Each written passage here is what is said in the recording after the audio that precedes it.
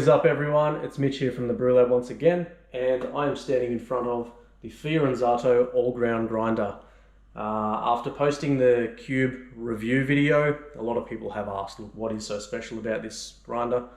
So I figured I'd make a video, show you guys and everyone else why I think this guy is winning the race in coffee grinders. There's actually a few reasons. We'll get into it in a moment. And you won't have to stare at my head. I'll get a good close-up and give you guys a really good detailed run-through on exactly how it works and exactly why I think it's winning. A few technical specs. 250 gram hopper. You can definitely fit more. I have put more than that in there. 64 millimeter flat burr, 1 kilo per day grinder. So unless you're single dosing a few coffees, don't put it in a commercial scene. It is a home grinder. It is extremely quiet, but we'll get into that stuff later. I don't think there's really anything else you need to know about it on the tech side. If you do, Google it. There's plenty of info out there. I'm going to move the camera. I'm going to get you guys deep and show you guys what is so good about this. I'll see you in a moment. So before I start pulling the machine apart and showing you my favorite part of the grinder, I'm going to run you through a little touchscreen interface and how it works together with your grind settings. So it is a little touchscreen which puts itself to sleep. As you can see there, tap the screen, it wakes up. And that gives you a single dose. So you tap that, it's all time related. You got your double and then your momentary. So if you hold on the single or the double, that gives you the ability to adjust. I've got that on 11 seconds at the moment. That'll change because I'm about to put some fresh beans in. Which is very cool, very, very simple, easy to use. Now, this is cool, very, very cool. This is the first thing we learned about this. As you adjust from espresso, which is obviously getting coarser the further I go, but there's a little line. As soon as you pass that line, you're over to the mocha setting. Now watch the interface as I turn. It changes the function of the grinder. So it's now hold and let go. So the second you let go, it stops grinding, which makes sense. You're filling a mocha pot, you just kind of fill it till it's full. No one really weighs in how much they're putting in a mocha pot, except for a friend of mine called Connor, because he's the mocha king. And then again, as you dial, getting coarser and coarser and coarser, closer to the filter. As you cross the filter line, watching the screen, it changes again. Not only color, so it actually goes to the filter style setting. And this is where you would most likely use this little guy here that it comes with. So this is a little container with a lid, and that actually sits here and mounts nicely into the chute and sort of seals around the bottom of the chute. Now, you tap it, it just grinds until you stop. You tell it to stop and it will stop. So generally what you're going to do is you're going to put in your 60 grams or whatever you're going to grind for your cold brew, etc. Pop it in there, get that guy. And now this is pretty cool, because if you're going to go away for a day and do some pour overs in the bush, you can pop that on there, squeeze that in, it seals nice and tight, and then you can go away camping, bushwalking, whatever.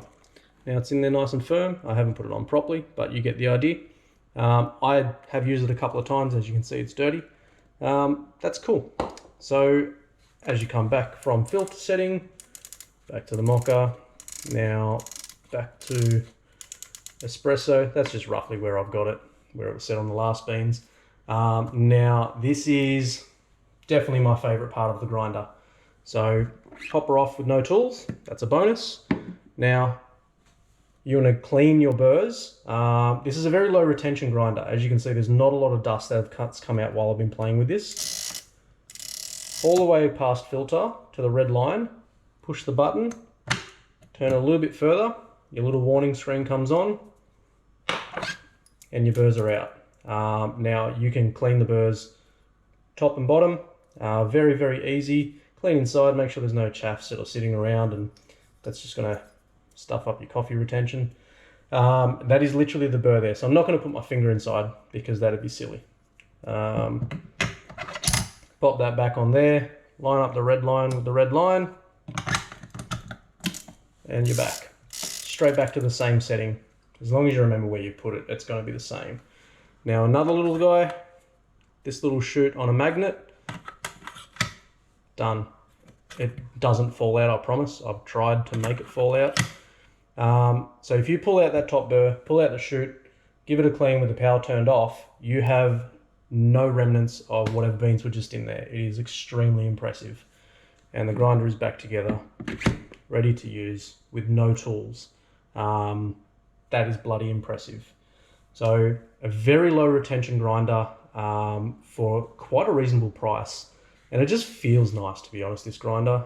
The rubber ring around the collar is very nice. Even the power switch is very solid. Touchscreen works quite well.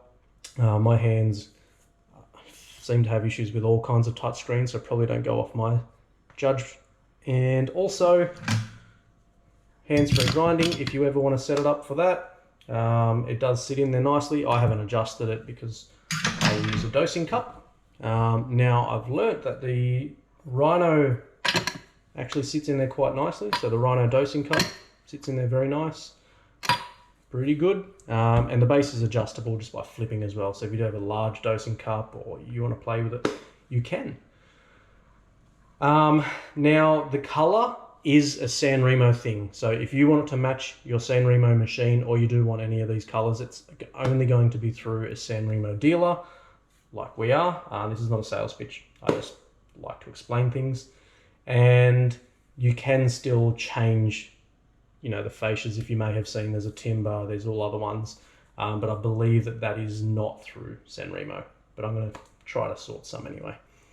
That's really about it, guys. If you do have any questions on this grinder, pop us a message, leave me a comment, and I'll see what I can do for you.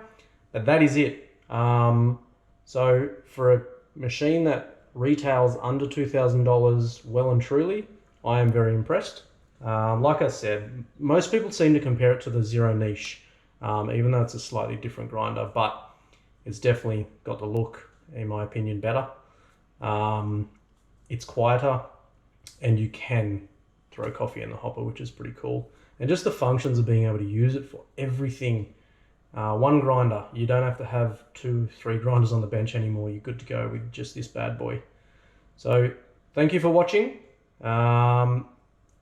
You guys have yourselves a lovely day, and happy brewing.